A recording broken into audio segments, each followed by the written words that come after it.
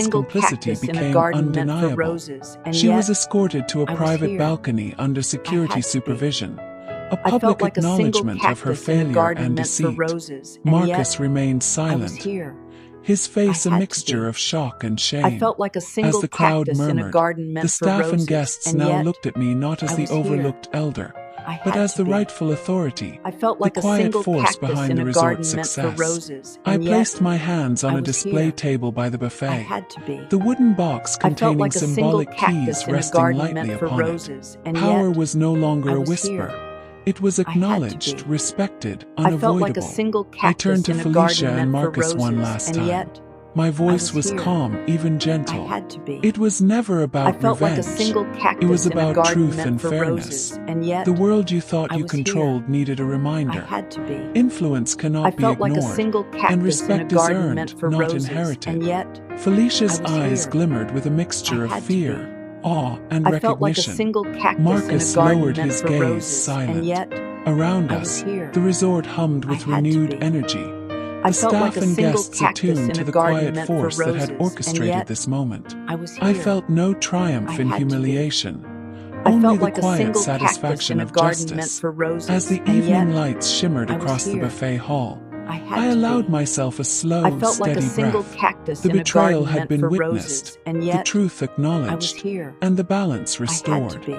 I was no I longer felt like a invisible, single no longer cactus in a garden sidelined. meant for I was roses, the and yet architect, the I guardian, was the here. force they had tried I to had erase, to be. but could I never felt like truly a single diminish. cactus in The a day garden had meant for arrived. roses, My and yet quiet I defiance was had here. rewritten the story. I had to The be. world finally had I felt seen, like a single and for the cactus first in a time in garden meant years for I felt roses, fully, and yet completely at I was peace. here. I had to be.